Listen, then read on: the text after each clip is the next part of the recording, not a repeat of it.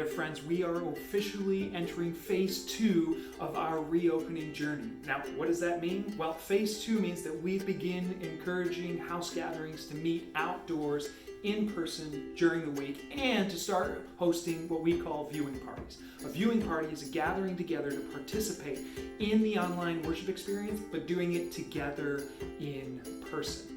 Each house gathering is going to be hosting a viewing party of the worship service together. And each week we're going to post the different locations where you can join in worshiping together in person, even if you're not a part of a house gathering yet. Now, you may be wondering, well, why are we choosing to do in-person gatherings with our house gathering outdoors, but not as a whole church at the Cobblestone Event Center like we used to?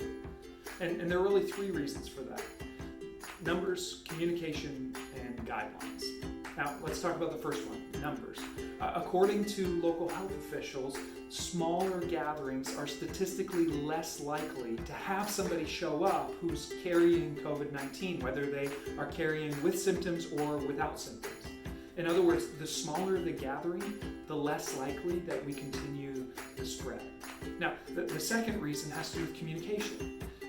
During this time of uncertainty, it's a lot easier to communicate to all who will attend a house gathering viewing party to be sure not to attend in person if you have symptoms, and to follow social distancing guidelines to the best of your ability so that we can maintain safety.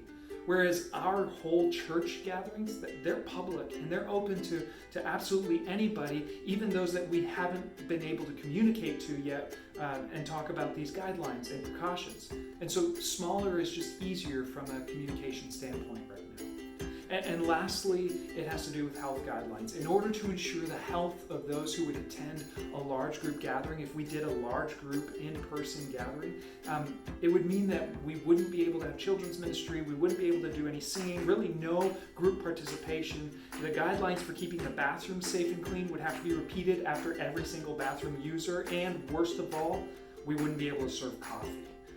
Now, these 3 things together are what led our leadership team, the Gatherings leadership, to decide to host viewing parties outdoors at house gathering homes rather than gather in a large group altogether.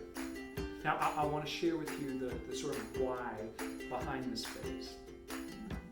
The first is really positive. There's so much mutual love and encouragement that comes from physically being together, to pray together, to talk face to face. And so as we continue to journey together forward, as it continues to become safer, of course, we want to be together, and so we can start taking that step.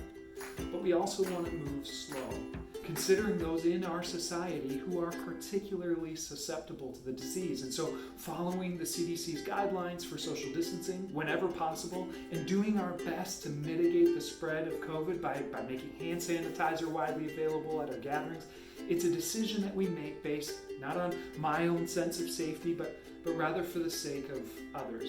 While some may not be scared for their own safety, it's for the sake of others that we do our part and follow these guidelines. And so as a church, our mission is to talk about the life and love of Jesus and inspire people to live and love like Him. And this is just one of the small ways that we can live and love like Jesus in the midst of all this, by following these guidelines. So I want to encourage you, continue to do your best to maintain these in your house gathering, because the more we all do, the sooner we will all be back together again. Now, speaking of being back together again, there's no way to know how long phase 2 is going to go on for. But I'm anticipating that this phase will probably last somewhere between 4 and 8 weeks. So I want to encourage you, engage your house gatherings on Sunday mornings too. If you've stepped away during these last few weeks, step back in. I guarantee you'll be welcomed with open arms. And lastly, invite others to join you. This is a really great opportunity to invite somebody to engage the message of Jesus in a really non-threatening location. I mean, there's no big rooms to walk into where you may or may not know somebody. There are very few barriers about acceptable behavior, knowing when am I supposed to sit, when am I supposed to stand, is this a church that kneels, or anything like that. This disruption is a perfect opportunity to invite somebody to come and see what our church is like. That it's like you. Just people hoping to learn to live and love like Jesus, which is what this world desperately needs, isn't it? So if you're looking for a way to deepen your prayer life or grow in your faith, start inviting people. You will pray like you've never prayed before. Believe me, pray that God gives you the right words to say, or that God blesses their experience with your house gathering, or that your pastor doesn't say something stupid on screen. You will pray like never before. So, friends, invite a friend, invite a neighbor, invite a coworker. Now, what are you inviting them to? Well, this week we're going to be starting a brand new series called Way Back Playback.